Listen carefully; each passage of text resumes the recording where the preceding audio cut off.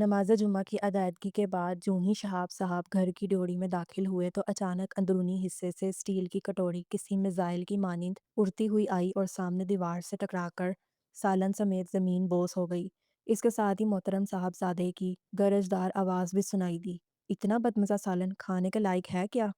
وہ کچھ دیر تک صدماتی کیفیت میں فرش پر یہاں سے وہاں تک بہتے سالن کو دیکھتے رہے۔ چینٹوں کی زد میں آ کر ان کا سفید براق شلوار سوٹ بھی داغدار ہو چکا تھا۔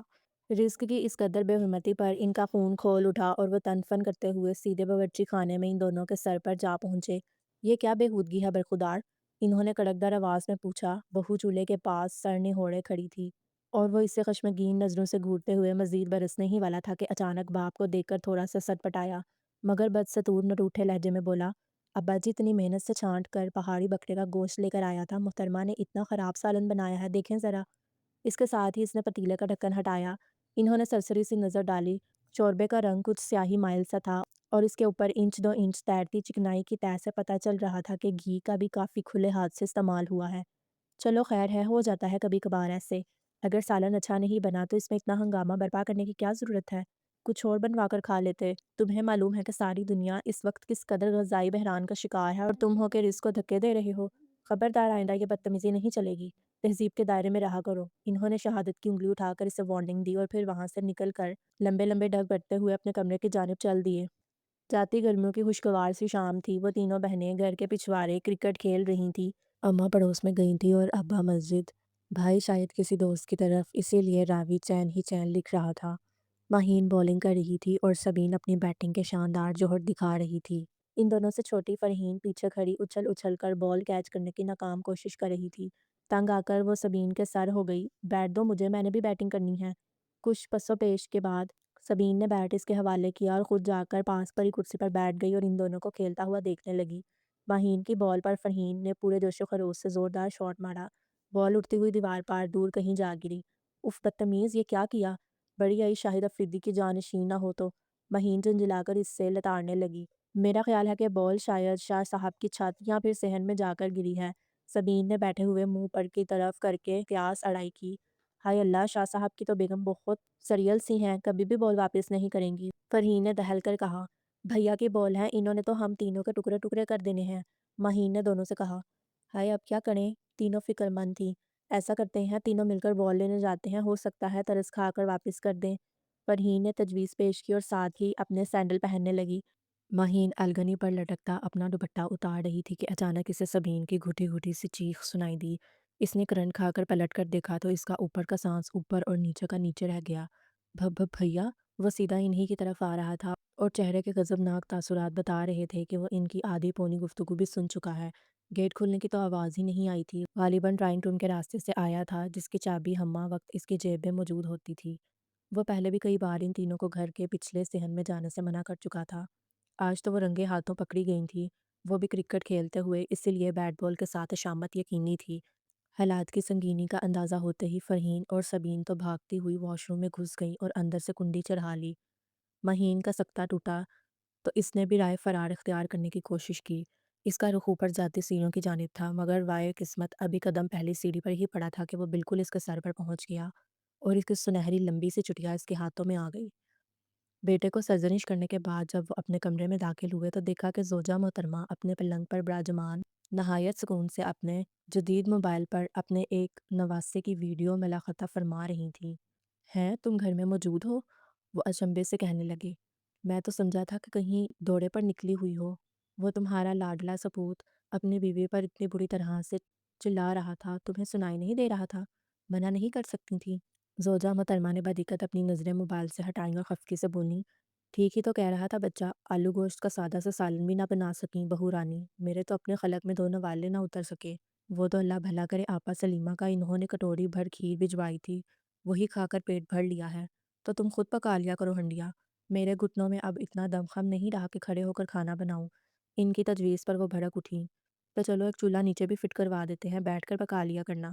انہوں نے مزید گل افشائی کی تو وہ اور زیادہ ناراض ہو گئیں۔ بڑے افسوس کی بات ہے، بجائے بہو کی اصلاح کرنے کے آپ مجھ بڈھی کو کام کرنے کا مشورہ دے رہے ہیں۔ حیرت کی بات ہے، آج آپ خود ہی اپنے آپ کو بوڑھا کہہ رہی ہیں۔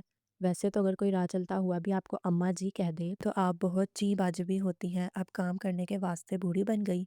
वो इन्हें मज़ीद सुलगाते हुए बोले, अच्छा तो आप मुझे कामचोर कह रही हैं? सारी उम्र मैंने ही आपको पका कर खिलाया है। अब तो ये बहू बेटियों के काम करने के दिन हैं। बेटियां तो अपने घर की हो गई हैं, इसलिए बहू का ही फ़र्ज़ बनता है कि वो चूल्हा चौकी सँभाले। वो भी हार मानने पर तैयार ना थीं। बहरहाल मैं कुछ नहीं जानता। या तो खाना तुम खुद बना दिया करो, या फिर बेटे को समझाओ कि जैसा भी बहू बनाए चुपचाप खा लिया करे। मैं घर में कोई तमाशा बर्दाश्त नहीं कर सकता। इन्होंने दो टोक अंदाज में बहस समेटी और बराबर वाले पलंग पर नींद दराज हो गए, और वो बड़बड़ाते हुए दोबारा अपने मोबाइल की तरफ मुतवज्जा हो गईं। इस दिन भाई के हाथों महीन की खूब दुर्गत बनी। अम्मा जब पड़ोस से वापस आईं तो वो बरामदे में बैठी चहकों फेंकों रो रही थी। फरहीन और सबीन इसके आस पार बैठी थीं। अरे क्या हुआ, क्यों रो रही है ये? इन्होंने चादर उतारते हुए इन दोनों से पूछा। अम्मा भैया ने मारा है, फरहीन खट से बोली। हैं, वो क्यों भाई, क्यों मारा है भाई ने? अम्मा हम इनके बैट बॉल से क्रिकेट खेल रहे थे कि बॉल गुम हो गई। सबीन ने धीरज से फर्दर जुर्म सुनाई। हाँ तो फिर गलती तुम लोगों की ही हुई ना। क्यों खेल रही थी क्रिकेट भला, ये भी कोई लड़कियों के खेलने का खेल है? हजार बार समझाया है कि आप बड़ी हो रही हो, घर के काम धंधे सीखा करो। वो इन्हें डपटे हुए बोली। रात को जब अब्बा घर आए तो इन तीनों ने, जो कि अम्मा के रवैये से बहुत मायूस हुई थी, भाई की शिकायत इनसे जड़ दी। अब्बा जान, भैया हमें मारते हैं। अरे क्यों मारता है वो बहनों को? बुलाओ ज़रा इस नाहजार को, हम अभी पूछते हैं। अब्बा सख्त बरहम हुए, मगर इससे पहले ही नाहजार की वालिदा मैदान में आ गईं। इनका भी तो कसूर है, हजार बार कहा है कि इसकी चीज़ों को ना छेड़ा करो। बच्चा अपनी चीज़ों के बारे में बहुत हसास है। चीज़ों से ज़्यादा हसास इसे अपनी बहनों के बारे में होना चाहिए। ये तो हमारे आंगन की प्यारी प्यारी सी चिड़ियाँ हैं, उड़ जाएंगी किसी दिन एक एक करके। अब्बा बच्चियों को मोहब्बत भरी नज़रों से देखते हुए बोले, मगर लहजा फिक्रमंदी से लबरेज था। शाहजहाँ शहाब साहब और सादका बेगम का पहलोटी का फर्जंद था, जो माँ-बाप के साथ-साथ 2 दादियों का भी राज दुलारा और आँखों का तारा था। शहाब साहब के वालिद मरहूम ने 2 शादियाँ की थी। पहली बीवी से औलाद ना होने की वजह से दूसरी करनी पड़ी थी, और दूसरी बीवी के वतन से शहाब साहब और इनकी 2 बहनों ने जन्म लिया था। शादी के पूरे 5 साल बाद पैदा होने वाला शाहजहाँ 5 साल तक घर भर का इकलौता बच्चा होने की हैसियत से बिला शिरकत गैर लाड प्यार के मज़े लूटता रहा। फिर अल्लाह ताला ने इनके घर में साल-साल के वक़्फ़े से एक के बाद दीगरे 3 नन्ही-मुन्नी सी रहमतें भेज दी। और सादका बेगम तो बच्चियों को पालने पोसने में इतनी मसरूफ़ हो गईं कि शाहजहाँ को कुल्ली तौर पर दादियों के ही सुपुर्द कर दिया, जो इस पर वारिस सदके जाती न थकती थीं। यूं तो शहाब साहब के वालिद हयात नहीं थे, मगर दोनों ख़वातीन में बहरहाल सोतन जैसा कड़वा कुसीला रिश्ता तो कायम था। इसलिए फितरी तौर पर दोनों में थोड़ी बहुत चीक लश और मुकाबला की सी फ़सा तो रहती थी, जिसके लामहालत असरार शाहजहाँ की तरबियत पर भी पड़ते थे। अगर वो किसी वक़्त कोई बेजा ज़िद करता, एक दादी मना करती तो दूसरी फ़ौरन गोद में उठाकर ले जाती और मतलूबा चीज़ दिला देती। चालाक बच्चा भी जान गया था कि अगर एक दादी फ़रमाइश पूरी नहीं करेगी, तो वह दूसरी की टाँगों से लिपट कर नहायत आसानी से वही बात मनवा लेगा। शहाब साहब तो बच्चे के रंग-ढंग देख रहे थे, मगर वो एहतरामन दोनों माँओं को टोक नहीं सकते थे, क्योंकि वो सगी-सौतेली का फ़र्क रदा रखे बगैर दोनों की ही बहुत इज़्ज़त करते थे। हाँ, अलबत्ता वो अलैदगी में बेगम को ज़रूर एहसास दिलाते। बच्चा बहुत खुद पसंद होता जा रहा है, आप खुद भी इसकी तरबियत पर कुछ वक़्त निकाल कर तवज्जो दिया करें। मगर वो क्या करती? ऊपर तले की एक जैसे 3 बच्चियों का साथ था, कभी एक बीमार पड़ जाती और कभी दूसरी। अक्सर तीनों इकट्ठी ही फ्लू या बुखार में मुब्तला हो जाती। वो समझती तो थी कि दोनों दादियाँ एक दूसरे की ज़िद में बच्चे को बिगाड़ रही हैं, मगर कर कुछ नहीं सकती थी। अगर कभी वो फ़ारिग होकर इसे अपने पास बुलाती भी, तो वो इनको ज़रा बराबर भी लिफ्ट ना करवाता और मुसलसल किसी न किसी दादी की गोद में ही चढ़ा रहता। वक़्त की झोली में माओ साल के सिक्के गिरते रहे, बच्चे बड़े हो गए। दोनों दादियाँ भी मुख्तसर इलालत के बाद बारी-बारी अपने अब्दी सफ़र पर रवाना हो गईं।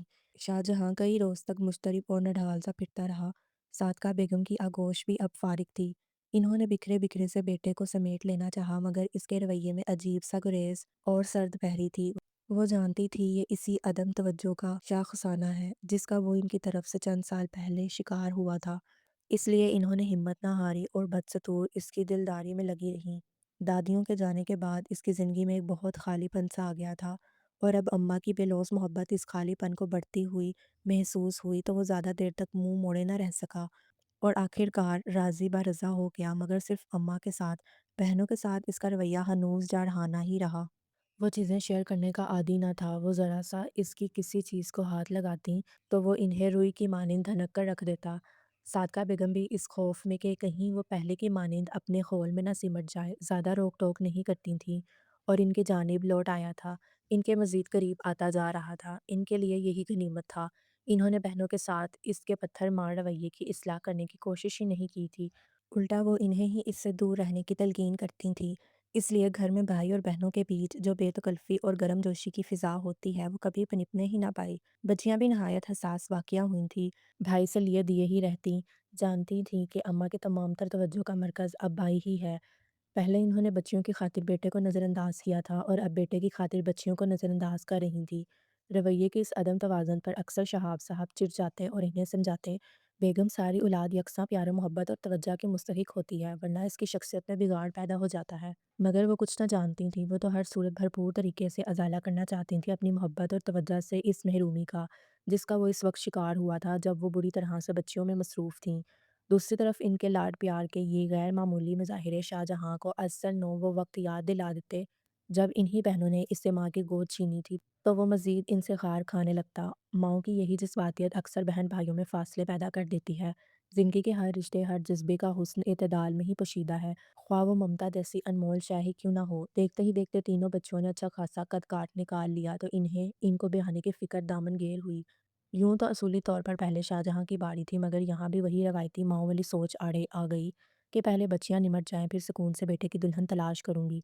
अच्छे रिश्ते मिलने पर इन्होंने तीनों को आगे-पीछे बया दिया। शाहजहाँ के बारे में शहाब साहब ने साफ-साफ कह दिया, देखो बेगम, ख़ानदान में बहुत सी अच्छी-अच्छी बच्चियाँ मौजूद हैं, इसलिए इधर-उधर ताका-झांकी करने की कोई ज़रूरत नहीं।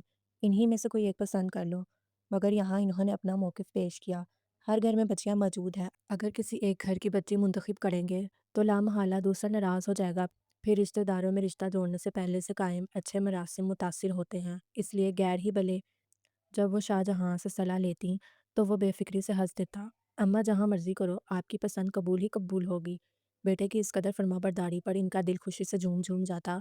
फिर आखिरकार तलाश बसियार के बाद इन्हें वो हीरा मिल ही गया जो इन्होंने अपने शाहजहाँ के ताज में टाँकना था।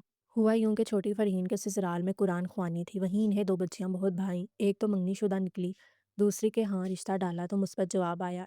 यूँ बारहवीं सलाह-मशवरे से इन्होंने ज़ैनब को बतौर बहू पसंद कर लिया और फिर खूब धूम-धाम से इसे ब्याह लाईं। वो क्राउन से टेक लगाए बैठी थी और नज़रें सामने दीवार पर लगी एलईडी पर जमी थी, जिस पर इस वक्त मेगन मार्कल और शहज़ादा हैरी की शादी की रिकॉर्डिंग चल रही थी। महीन से दीदा ज़ेब सफ़ेद गाउन में मलबूस दुल्हन और इसका सुर्ख बालों वाला दूल्हा शहज़ादा हीरी दोनों एक दूसरे के संग कितने सरशार और मसरूर नज़र आ रहे थे। एक तो शहज़ादे की आंखों में ठाठे मारता मोहब्बत का समुंदर मौजज़न था, तो दूसरी तरफ इसकी दुल्हन के चेहरे पर अपनी मोहब्बत पा लेने की खुशी में एक अलवही से चमक थीं। वो सारे ख्वाब जो इन्होंने एक दूसरे के हवाले से देखे थे, आज ताबीर पा रहे थे। वो भीगी पलकों से दोनों को देखती रही और लाशौरी तौर पर इसे भी अपने वो तमाम ख्वाब और सपने याद आ गए जो कभी इसने भी अपने जीवन साथी के बारे में और अपनी आइंदा ज़िंदगी के बारे में देखे थे। हर लड़की ही देखती है, ख्वाह वो मेगन मार्कल की तरह कोई सेलिब्रिटी हो या फिर कोई आम घरेलू लड़की। ख्वाब तो शायद तमाम लड़कियों के ही एक से होते हैं, मगर मुकद्दर और नसीब हर एक का मुख्तलिफ होता है। शादी तो इसकी भी बहुत धूम धड़क्के से हुई थी। इनके यहाँ पार्लर से तैयार होने का रिवाज नहीं था, घर पर ही ब्यूटिशियन को बुलाया गया था। शादी की तकरीब भी पड़ोसियों के वसीओ अरीज़ लॉन में मुनक्कद हो रही थी। इसलिए जो ही बारात आई, इसकी शोखो चंचल बहनों और कज़न्स ने बालकनी से झांक कर दूल्हा देख लिया और फिर भागती हुई इसके कमरे में आई, जहाँ पार्लर वाली बाजी इसे तैयार कर रही थी। "आपी, तुम्हारा दूल्हा तो बहुत शानदार है, कसम से बहुत हैंडसम है और खूब गोरा-चिटा भी है।" इसने सिर्फ दुल्हा की सरसरी सी तस्वीर देख रखी थी। मंगनी की मुख्तसर सी मुद्दत में इसका मौका नहीं मिल सका था। वैसे भी इसके घर का माहौल भी इस मामले में खासा रवायत परस्त सा था, इसलिए कि तबसरे सुनकर खुश होने के साथ साथ वो थोड़ा नर्वस भी हो गई। यूँ तो वो खुद भी एक खिलते हुए रंग रूप की मालिक थी, मगर जिस तरह से दुल्हा की खूबसूरती के कसीदे पढ़े जा रहे थे, इसमें तो मुकाबलतन वो थोड़ा पीछे ही थी, इसलिए फिर इसने सारा वक्त ब्यूटिशियन का सर खा लिया। "बस बाजी, तुम मुझे बहुत ज़्यादा घोड़ा कर दो," इसने भी झुंझलाकर इसे डपट दिया। "खामोश बैठी रहो, अगर ज़्यादा बेस थोपती तो तुम बिल्कुल सफ़ेद बला लगोगी।" फिर जब इसे तैयार करके दूल्हा के बराबर स्टेज पर बिठाया गया, इसके कानों में मुख्तलिफ आवाज़ें पड़ीं, "माशाअल्लाह से चाँद सूरज की जोड़ी है, अल्लाह नज़र बद से बचाए, दोनों बहुत खूबसूरत हैं।" तो इसके दोबे उभरते दिल को करार आया। हुजला और उसी में पहुंचकर तन्हाई मिलते ही इसने पर्स से छोटा सा शीशा और मेकअप का सामान निकाल कर घूंघट के अंदर से ही अपनी नोक पलक असर नो सवारी और दुल्हा का इंतजार करने लगी। कई घंटों के बाद रात गए, कहीं जाकर दूल्हा ने कमरे में कदम रंजा फरमाया और आते ही फरमाने लगे, "सॉरी यार, बहुत देर होगी, दरअसल दोस्तों के साथ होटल में खाना खाने चला गया था। माइंड ना करना, तुम्हारे यहाँ का खाना ज़रा अच्छा नहीं बना था, ढंग से खाया नहीं गया। वो भोंचकी रह गई। इसके बाबा ने शहर के सबसे माहिर नाई से खाना पकवाया था, जो मौसूफ को पसंद नहीं आया था और बगैर किसी मरवत के नई नवेली दुल्हन के सामने नापसंदीदी का इजहार भी कर दिया था। फिर वो बाकी सारा वक्त अपने घर के तौर तरीकों, अमूर खानादारी और अपनी अम्मा की महारत पकाने रेंधने में, इनकी हुनरमंदी, बहनों की फर्माबरदारी और ख़ास तौर पर अपनी पसंद और नापसंद और आदात व अतवार के बारे में तफसीली लेक्चर देता रहा। वो रंगो रूप जिसको लेकर वो इतनी परेशान थी, इसने शायद देखा भी नहीं। अपने माऊं फुत्ते दिमाग और भोजल पलकों के साथ जो इसने आखिरी जुमला सुना वो ये था, मुझे उम्मीद है तुम मेरी तवक्कात पर पूरा उतरोगी। लोग इसकी किस्मत पर रश करते थे। मुख्तसर ख़ानदान और खूबरू शोहर, और बज़ाहिर था भी ऐसा ही। घर में इस समेत कुल 4 नफूस थे। तीनों नंदें शादीशुदा थीं, 2 तो दूर-दराज़ शहरों में ब्याही गई थीं, एक 4 गलियाँ छोड़कर रहती थी, मगर वो भी इसकी तरह इकलौती बहू थी। हफ्तों बाद चक्कर लगाती। ससुर नहायत शरीफ-उन-नफ्स, ठंडी, मीठी-सी तबीयत के मालिक थे। सास अलबत्ता काफ़ी दबंग शख्सियत की मालिक थीं, मगर वो भी खुशदिली से सारा राजपाट इसे ही सौंप चुकी थीं। असल टेढ़ी खीर तो खुद इसका मियाँ था, बेतहाशा खुदपसंद, नखरीला और नुक्ताचीन। घर में सिर्फ वो अपनी माँ के बहुत करीब था, बल्कि एक तरह से मामाज़ बॉय था। इसने नोट किया था कि इसका रवैया अपनी बहनों के साथ भी अजीब रूखा-रूखा सा था।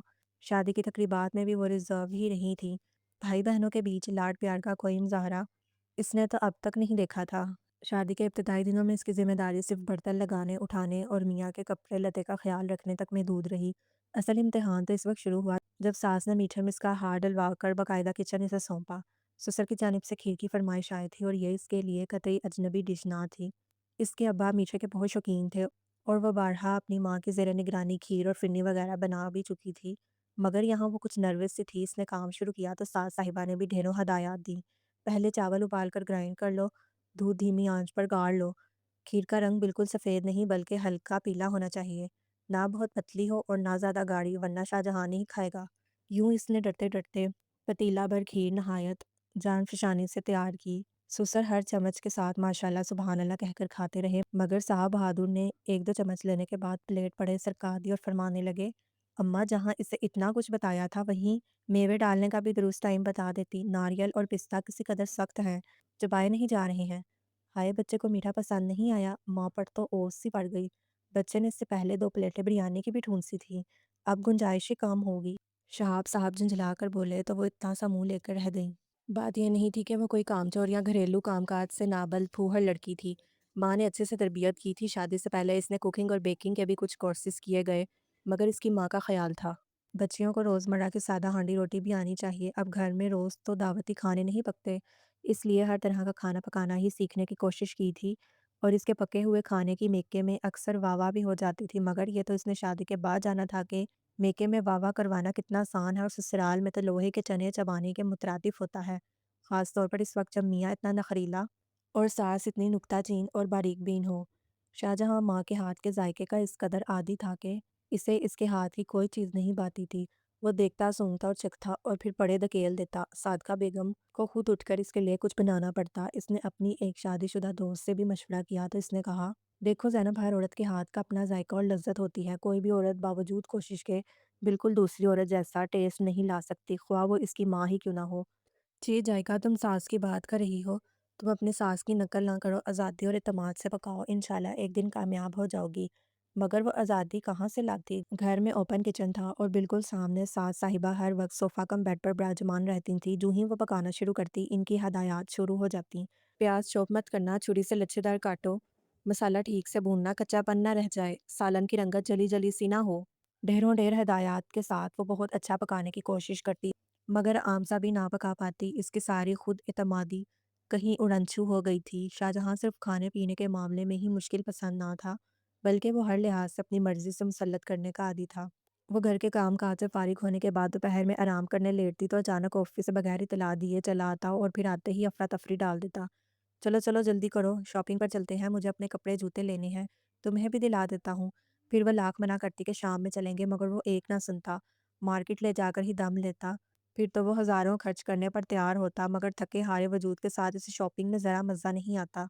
आज बहुत दिनों के बाद वो मेके आई थी। इसकी छोटी बहन फ़ाहद, इसकी शादी के कुछ अरसा बाद हुई थी, वो भी आई हुई थी। वैसे भी वो तो जल्दी जल्दी चक्कर लगा लेती थी, मगर इसे तो शाहजहाँ महीना भर बाद भी वो मुश्किल ही जाने की इजाज़त देता था। آج بھی وہ جب آئی تو ماں نے حسب معمول حال چال پوچھا تو اس نے بھی ہمیشہ کی طرح سب اچھا کی رپورٹ دی۔ اسے وہ لڑکیاں اچھی نہیں لگتی تھیں جو شادی کے بعد بھی اپنے ذاتی مسئلے مسائل کے سلسلے میں ماں باپ کو پریشان رکھتی تھیں۔ ویسے بھی اس کی ماں مطمئن ہی تھی کیونکہ ان کے خیال میں اتنی مختصر سی فیملی میں اسے بھلا کیا پریشانی ہو سکتی تھی۔ ہاں البتہ فہا کے بارے میں وہ کچھ فکر مند ضرور تھیں کیونکہ اس کی شادی ایک بڑے بڑے خاندان میں ہوئی تھی۔ دو دو جٹھانیاں، دو بن بیاہی نندیں اور ایک دیور، ان کے نزدیک فاحہ کے لیے اس سے زیادہ مشکلات تھیں۔ پھر وہ تھی بھی بہت جذباتی اور بے صبری سی، شوہر کے ساتھ تو اس کی اچھی ذہنی ہم آہنگی ہو چکی تھی مگر دیگر سسرالیوں سے اس سے ڈھیر سارے شکوے تھے۔ کھانے کے بعد دونوں بہنیں فارغ ہوئیں تو اس کے حال چال پوچھنے پر فاحہ بیگم نے تو فوراً اپنے سر پر دھری شکوے شکایتوں کی گٹھری اتاری اور بہن کے سامنے اپنا بوجھ ہلکا کرنے لگی۔ ہائے اللہ پی، کیا بتاؤں جٹھانیوں کے بچے کس قدر بدتمیز ہیں۔ پرسوں میرے صوفے پر اسکوائش سے بھرا جگ انڈیل دیا۔ تمہیں تو پتہ ہے مجھے وہ صوفہ کتنا پیارا ہے، ابا جان سے ضد کر کے اتنا مہنگا لیا تھا۔ تم سرف اور سرکہ ملا کر اسپنج پھیر دیتی اور آئندہ کے لیے کور چڑھا دو، اس نے مشورہ دیا۔ اچھا پی، ایک دن ساسو ماں نے کہا کہ بڑی بھابھی زردہ بنا رہی ہیں، تم بھی مدد کروا دو۔ آپ کو تو پتہ ہے کہ مجھے زردہ بنانا نہیں آتا۔ میں نے پوچھ لیا کہ پیاز کتنی کاٹوں فرائی کرنے کے لیے تو ساس سمیت سبھی نے اتنا ریکارڈ لگایا کہ تمہیں اتنا بھی نہیں پتہ کہ زردہ میں پیاز نہیں ڈلتی۔ سسر صاحب کی بھی ہنستے ہنستے مصنوعی بتیسی باہر آ گئی۔ اوہو فہا، غلطی تمہاری ہے نا، تم پہلے مجھ سے یا امی جان سے زردہ بنانے کی ترکیب پوچھ لیتی یا پھر گوگل پر کر لیتی تو تمہیں سبکی کا سامنا نہ کرنا پڑتا۔ ایک اور دن کی روداد سنی۔ آلو مٹر بنے تھے۔ آپ کو پتہ ہے کہ مجھے آلو مٹر کا سالن اچھا نہیں لگتا، زہیب بھی جانتے تھے۔ وہ رات کو میرے لیے برگر لے آئے۔ صبح کام والی نے جھاڑو لگائی تو میرے کمرے سے برگر کا شاپر برآمد ہونے پر چھوٹی جٹھانی صاحبہ نے اتنا ناک منہ چڑھایا، حالانکہ وہ بھی تو علیحدہ سے لا کر کھاتے پیتے ہیں۔ میں نے کبھی کوئی اعتراض کیا ہے؟ کبھی؟ وہ اپنی داستان غم سناتے سناتے رونکی ہو گئی تو اسے اس پر بہت پیار آیا۔ پھر وہ اسے سمجھانے لگی، دیکھو فہا، شکر کرو تمہارا میاں اتنا خوش مزاج اور نرم دل ہے، تمہارا اتنا خیال رکھتا ہے، یہ تو بہت چھوٹی چھوٹی سی باتیں ہیں، نظر انداز کر دیا کرو۔ کیا یہ چھوٹی چھوٹی سی باتیں ہیں؟ فہا نے حیرت سے اپنی آنکھیں ٹپ ٹپائیں تو وہ اس کی زلفیں پیار سے سنوارتے ہوئے دھیرے سے بولی، ہاں فہا چندہ، یہ بہت چھوٹی سی باتیں ہیں، اور پھر نم آنکھوں کے ساتھ پھیکا سا مسکرا دی۔ موسم بدل رہا تھا، گرمیاں اپنا رخت سفر باندھ رہی تھیں۔ صبح اور شام کے وقت خنکی بلی تو لگتی تھی مگر ساتھ ہی جسم و جاں میں بخار اور درد کی سی کیفیت بھی محسوس ہوتی تھی۔ سب سے پہلے صادقہ بیگم ہی اس موسمیاتی تبدیلی کا شکار ہوئیں۔ شاہجہاں بہت مصروف تھا، وہ زینب کے ہمراہ ہی ڈاکٹر کے پاس چلی گئیں۔ وہ بھی انہیں کچھ نڈھال اور پسمردہ سی محسوس ہوئی۔ وہ ان ساسوں میں سے نہیں تھی جو صرف اپنی ہی صحت کے بارے میں تشویش میں مبتلا رہتی تھیں۔ وہ اچھی طرح سے جانتی تھی کہ گھر کا انتظام انفرام بہت طریقے سے چلانے کے لیے بہو کا فٹ فاٹ ہونا بھی بہت ضروری ہوتا ہے۔ اس لیے زینب کے نانا کرنے کے باوجود انہوں نے زبردستی اپنے ساتھ ساتھ اس کا بھی چیک اپ کروایا اور پھر اس حیران کن خوشخبری کے ہمراہ لوٹیں جس کا وہ شاہجہاں کی شادی کے فوراً بعد سے ہی انتظار کر رہی تھی۔ خوشی اور جوش سے لبریز لہجے میں جب شہاب صاحب سے ذکر کیا تو وہ فوراً بولے، بیگم اب آپ کو بہو کا بہت زیادہ خیال رکھنا ہوگا۔ تو کیا میں پہلے اس کا خیال نہیں رکھتی؟ وہ کھٹ سے برا مانتے ہوئے بولی۔ پھر واقعی انہوں نے گھر کے کام کاج میں پہلے سے زیادہ اس کا ہاتھ بٹانا شروع کر دیا۔ شاہجہاں کے بھی کئی چھوٹے موٹے کام نپٹا دیتی لیکن وہ دھان پان صحیح تو پہلے ہی تھی مگر اب اس حال میں مزید کمزور ہوتی جا رہی تھی۔ ایک دن شاہجہاں کے کپڑے استری کرتے وقت چکرا کر قریبی صوفے پر ڈھے گئی۔ وہ بھی اس وقت وہیں موجود پی ٹی سی ایل پر اپنی بہن سے بات کر رہی تھی۔ فوراً لپک کر آئیں، اس کو سیدھا کر کے لٹایا، فریج سے نکال کر جوس پلایا، ہاتھ پاؤں سہلائے اور شام کو ڈاکٹر کے پاس لے جا کر ڈرپ بھی لگوائی۔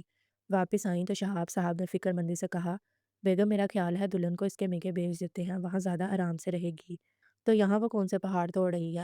اب تو کئی دن سے صبح کو ناشتے میں انڈے اور ڈبل روٹی چل رہی ہے، دوپہر کی روٹیاں کام والی ڈال جاتی ہے اور اب تو ہنڈیاں بھی اکثر میں ہی چڑھا دیتی ہوں۔ وہ بھی الجھ گئیں۔ وہ تو ٹھیک ہے بیگم مگر یہ اپنا شاہجہاں جو گھڑی گھڑی ہر کام کے لیے اسے ہی آواز دیتا ہے۔ پھر انہوں نے ٹھنڈے دل سے سوچا تو میاں کی بات ٹھیک لگی۔ حالانکہ ابھی کافی وقت پڑا تھا مگر انہوں نے کمال فیاضی کا مظاہرہ کرتے ہوئے بہو کو میکے بھجوا دیا اور کسی نہ کسی طرح شاہجہاں کو سمجھا بجھا کر خاموش کروا دیا۔ اب گھر بار کی تمام تر ذمہ داری ان پر آن پڑی تھی۔ اس عمر میں اکیلے ہانڈی چولہا ان کے بس کی بات نہ تھی مگر کیا کرتی، مجبوری تھی۔ اب اس کام کے لیے تو کسی کام والی کو بھی نہیں رکھا جا سکتا تھا۔ لاڈلے سپوت کو تو صرف انہی کا بنا ہی پسند آتا تھا۔ وہ تو بیوی کے ہاتھ سے بنے کھانے میں 100 نقص نکالتا تھا۔ جی چائکا کہ کسی ماسے کا بنا کھا لیتا۔ انہوں نے اپنی سہولت اور اوپری کاموں کے لیے ایک اور کام والی رکھ لی تھی۔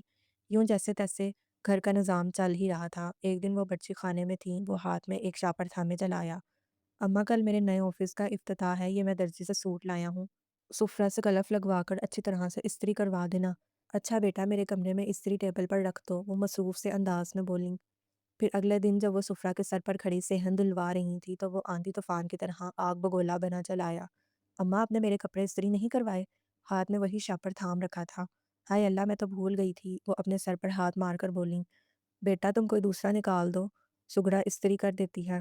اماں، آپ نے اتنی کام والیاں رکھی ہوئی ہیں، پھر بھی کوئی کام وقت پر ڈھنگ سے نہیں ہوتا۔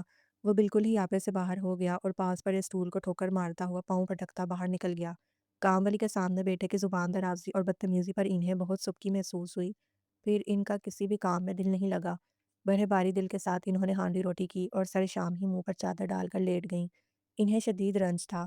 وہ تو اس کی بیوی کو آرام دینے کے لیے اس عمر میں خوار ہو رہی تھی، مگر وہ بجائے شکر گزار ہونے کے اکڑ رہا تھا۔ شہاب صاحب گھر آئے تو بیگم صاحبہ کو یوں بے وقت لیٹا دیکھ کر پریشان ہو گئے۔ خیریت ہے بیگم؟ طبیعت تو ناساز نہیں ہے؟ انہوں نے چادر کا کونا ہٹا کر پوچھا۔ ان کی متورم آنکھیں اور رویا رویا سا چہرہ دیکھ کر مزید پریشان ہو گئے اور وہیں پلنگ کے کنارے پر ٹک گئے۔ وہ بھی بھری بیٹھی تھیں۔ میاں کے ذرا سے پوچھنے پر پھٹ پڑیں اور ساری داستان غم ان کے گوش گزار کر دی۔ پھر اہتمام اس جملے پر کیا، یہ شاہجہاں کس قدر بدتمیز ہو گیا ہے، پہلے تو ایسا نہیں تھا۔ ان کے آخری جملے پر شہاب صاحب طنزیہ مسکرائے اور پھر چشمہ اتار کر اپنی آنکھیں رومال سے صاف کرتے ہوئے بولے، بیگم صاحبہ، یہ آپ کی بھول ہے کہ وہ اب ایسا ہو گیا ہے۔ وہ تو شروع سے ہی اکڑ اور بدمزاج سا تھا، بس آپ کو ہی آج احساس ہوا ہے۔ پہلے وہ بہنوں کے ساتھ بدتمیزی کرتا تھا، آپ نظر انداز کر دیتی تھیں۔ پھر بیوی آئی تو وہ بھی مشق ستم بن گئی، مگر آپ اس کے رویے کو نارمل ہی خیال کرتی رہیں اور کبھی اصلاح کی کوشش نہ کی۔ میں کب ان میاں بیوی کے معاملے میں بولتی تھی؟ اگر وہ بیوی پر چیختا تھا تو کب اس کی حوصلہ افزائی کرتی تھی؟ ان کے الزام پر وہ تڑپ اٹھیں، مگر کبھی حوصلہ شکنی بھی تو نہیں کی تھی۔ ہمیشہ خاموش اور غیر جوابدار تو رہتی تھی، اور یہی غیر جانبداری گناہ کے زمرے میں آتی ہے۔ بیٹوں کی تربیت کرتے وقت تم ماؤں کی اکثریت یہی غلطی کرتی ہے۔ تم بیٹوں کو ہر کام سکھاتی ہو، اچھا کھانا پینا، صاف ستھرا لباس، زیب تن کرنا، پڑھ لکھ کر کچھ بن جانا وغیرہ، مگر کبھی کسی دوسری عورت کی عزت کرنا نہیں سکھاتی، کیونکہ تم اس کی ضرورت محسوس نہیں کرتی ہو۔ بحیثیت ماں، تم کو تو یہ چیز ویسے ہی مل رہی ہوتی ہے، اس لیے کسی دوسری عورت کے لیے تم شاذ و نادر ہی اس کی ضرورت محسوس کرتی ہو۔ اس طرح آہستہ آہستہ ان کے رویے میں اکھڑ پن راسخ ہو جاتا ہے۔ شاہجہاں کو بھی اپنے غصے کے نکاس کے لیے آج آس پاس کوئی ہدف نظر نہیں آیا تو اس نے تمام تر لحاظ اور مروت کو سمیٹ کر ایک طرف ڈالا اور تم پر ہی برس پڑا۔ اس کا نامناسب رویہ تمہیں اتنی تکلیف دے رہا ہے؟ زینب کا سوچو، وہ تو جب سے آئی ہے اس سے بھی زیادہ سخت مزاجی جھیل رہی ہے۔ انہوں نے اپنی طرف سے بیگم کو آئینہ دکھایا۔ میاں کی کڑوی کسیلی باتیں پہلے تو انہیں بہت ناگوار گزریں، پھر جب تنہائی میں بیٹھ کر ٹھنڈے دل سے سوچا تو سب کچھ درست لگا۔ پھر اس کے ساتھ ہی ایک اور نکتہ ان کے ذہن میں آیا۔ وہ بچپن میں ان سے بہت نظر انداز ہوا تھا، پھر موقع ملنے پر ازالے کے طور پر لاڈ پیار کی حد کر دی، یوں اس کی شخصیت میں توازن نہ رہا۔ اب تو شاید آنے والا وقت ہی اس بگاڑ کو سدھار دے۔ انہوں نے ٹھنڈی آہ بھری اور صدقے دل سے دعا کی۔ پھر جمعۃ المبارک کی ایک بابرکت صبح کو زینب نے 2 جڑواں بچوں کو جنم دیا۔ شہاب صاحب اور صادقہ بیگم تو خوشی سے نہال ہو گئے۔ ان کے اور زینب کے خاندان میں دور دور تک بھی کبھی جڑواں بچوں کی پیدائش کا واقعہ نہیں ہوا تھا۔ دونوں خاندانوں کی خوشی اور مسرت دیدنی تھی۔ آج تو شاہجہاں بھی سرشار سا ہسپتال کے کمرے میں مسلسل ننھے فرشتے کی ویڈیو بنا بنا کر ان کی پھوپھیوں اور اپنے دوستوں کو بھیج رہا تھا، جبکہ صادقہ بیگم اسے منع کر رہی تھی کہ اتنے چھوٹے بچے کے لیے کیمرے کی شعاعیں نہ صرف ضرور رساں ہو سکتی ہیں بلکہ نظر لگ جانے کا خدشہ بھی ہوتا ہے۔ ہسپتال میں چند روز قیام کے بعد زینب بچوں کے ہمراہ دوبارہ اپنے والدین کے گھر چلی گئی۔ صادقہ بیگم کا 1.25 مہینے کے بعد اسے لانے کا پروگرام تھا۔ وہ خوشی خوشی پوتوں کے استقبال کی تیاریاں کر رہی تھی، ان کے لیے ننھی منھی چیزیں تیار کر رہی تھی۔ 2 ایک جیسی چھوٹی چھوٹی کارڈ لا کر کمرے میں رکھیں، کام والی کو ساتھ لے کر بچوں کے حوالے سے سیٹنگ میں بھی تھوڑی بہت تبدیلی کروائی، بہو کے لیے خالص دیسی گھی سے حلوہ وغیرہ تیار کیا۔ اتنی خوشی شاید صادقہ بیگم کو راس نہ آئی۔ ایک رات جب وہ سوئیں تو صبح اپنے مخصوص وقت نہ اٹھیں۔ شہاب صاحب نے ان کا بازو ہلایا، سرد برف سا لمس کسی انہونی کی خبر دے رہا تھا۔ شاہجہاں ڈاکٹر کو بلا لایا، اس کے آتے ہی بدترین خدشے کی تصدیق کر دی۔ رات کے کسی پہر خاموش ہارٹ اٹیک جان لیوا ثابت ہوا تھا۔ ہنستے بستے گھر میں صفِ ماتم بچھ گئیں، روتی پیٹتی تینوں بیٹیاں آ پہنچیں۔ زینب بھی حواس باختہ سی دونوں بچوں کے ساتھ اپنے گھر والوں کے ہمراہ چلی آئی۔ یہ ٹھیک ہے کہ اس کے ان کے ساتھ ساس بہو والے روایتی اختلاف تو تھے، مگر اس نے یہ تو کبھی نہیں چاہا تھا۔ اسے یاد تھا کہ ابھی کچھ دن پہلے تو بچوں کی پیدائش پر خوشی سے نہال وہ اس کی بلائیں لیتی نہ تھکتی تھیں، اور اب یوں اچانک منو مٹی تلے جا سوئیں۔ شاہجہاں پر خود سکتہ طاری تھا، وہ کسی اور کی کیا دل جوئی کرتا۔ سوئم کے بعد جب پرسہ دینے آنے والوں کا ہجوم تھوڑا چھٹا تو اس کی دگرگوں حالت اور چھوٹے بچوں کی وجہ سے شہاب صاحب نے بضد اصرار اسے واپس کچھ دن تک مزید آرام کی غرض سے میکے بھجوا دیا۔ وہ جانا تو نہیں چاہتی تھی مگر اس کی تینوں نندوں نے سمجھایا کہ ابھی اسے مزید آرام کی ضرورت ہے۔ پھر کچھ دن بعد اس کی دو نندیں بھی اپنے اپنے گھر چلی گئیں مگر فرحین بدستور رکی رہی۔ آخر گھر بھی تو کسی نے سنبھالنا تھا، اسے باپ اور بھائی کا بھی خیال تھا، اس لیے اس نے جیسے تیسے بن پڑا مہینہ بھر گزار دیا۔ پھر شہاب صاحب نے بھی خود ہی اسے گھر جانے کا کہہ دیا کیونکہ اس کے بچے ڈسٹرب ہو رہے تھے، کبھی وہ یہاں ہوتے اور کبھی اپنے گھر میں۔ میاں کو بھی کھانا کھانے ادھر آنا پڑتا تھا۔ پھر ایک شام شاہ جہاں جا کر اسے اور بچوں کو لے آیا۔ وہ اندر ہی اندر بہت ڈری ہوئی تھی کہ اب تو چھوٹے چھوٹے دو بچوں کا ساتھ ہے، گھر باہر کیسے اکیلے سنبھال پائے گی؟ اوپر سے گھڑی میں تولا گھڑی میں ماشا جیسا مزاج رکھنے والا میاں۔ ماں کے صدمے سے تو ابھی الجھا الجھا سا لگ رہا تھا۔ میکے میں تو ماں بہنوں نے اسے ابھی تک ہلنے بھی نہیں دیا تھا، بچے بھی زیادہ تر وہی دیکھتی تھی۔ بہرحال جو بھی تھا اب سر پر پڑی تھی تو نباہ ہے، بنا گزارا بھی نہ تھا۔ کچھ دن لگے اسے روٹین سیٹ کرنے میں اور وہ کمر کس کر میدان جنگ میں اتر گئی۔ الل صبح اٹھی، شاہ جہاں کے کپڑے جوتے وغیرہ دیکھتی، پھر ٹیبل پر اس کی تمام ضروری چیزیں گھڑی موبائل گاڑی کی چابیاں وغیرہ ڈھونڈ کر رکھتی اور ناشتہ بنانے کھڑی ہو جاتی۔ اس دوران اگر بچے اٹھ جاتے تو اس کا ایک پاؤں کچن اور دوسرا کمرے میں ہوتا۔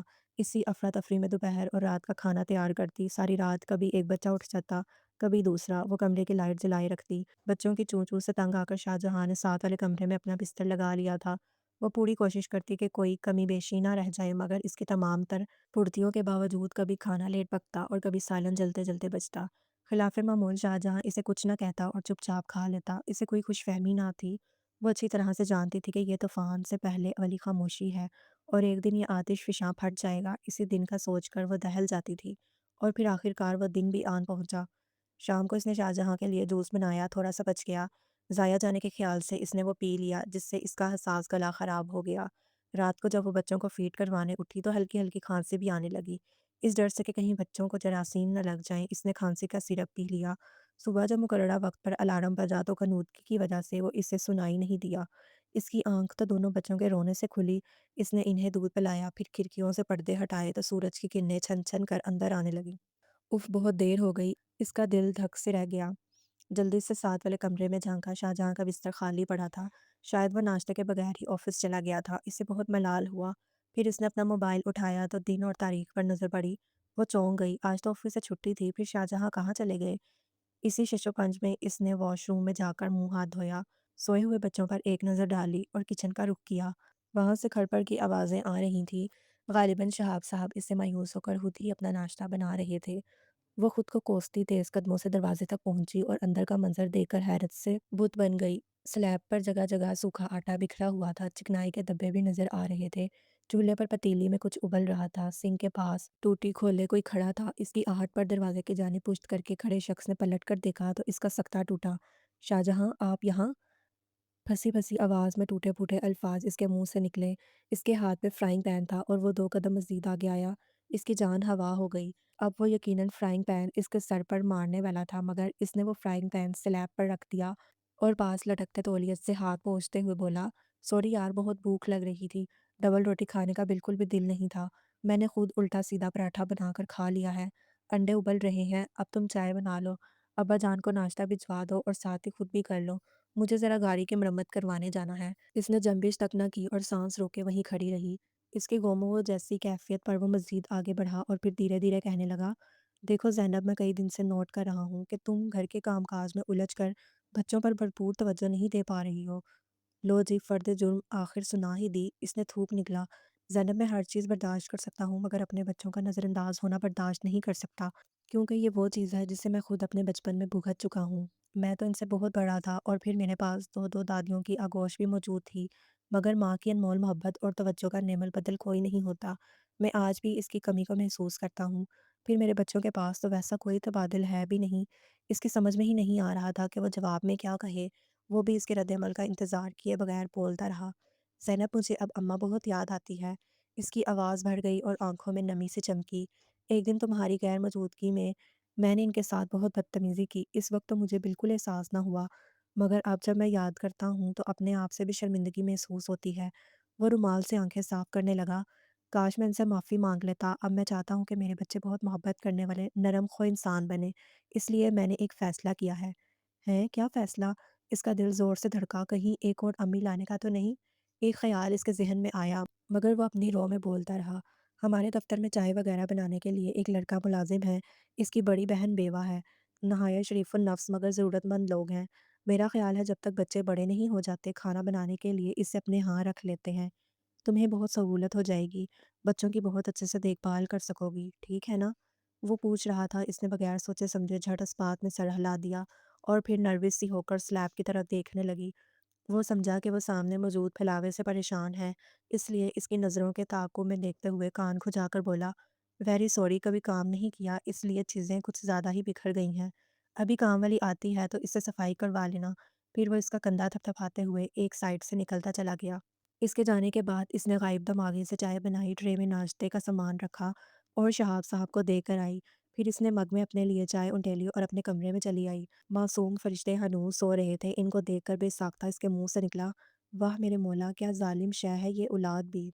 इसके अब्बा जी कहा करते थे कि जब अल्लाह ताला इंसान को औलाद जैसी नेमत से सरफराज करता है तो वो फिर पहले जैसा नहीं रहता, सरतपा बदल जाता है। आज इसने इसका अमली मुज़ाहिरा भी देख लिया। वो अकड़ और सरकश शख्स जिसको इसकी माँ बहनें ना सुधार सकीं, बीवी ना राम कर सकी, इन नन्हे-मुन्ने बच्चों ने चंद दिनों में ही इतना बड़ा कारनामा सरअंजाम दे दिया। इसे बेख्तियार सोए हुए नन्हे-मुन्नों पर एक बार फिर ढेर सारा प्यार आया। इसने बारी-बारी दोनों के रुई के गालों जैसे पाँव को हल्का-सा गुदगुदाया, तो नींद में ही यूँ मुस्कुरा दिए जैसे आज वो भी माँ की पायाँ खुशी में शरीक हों।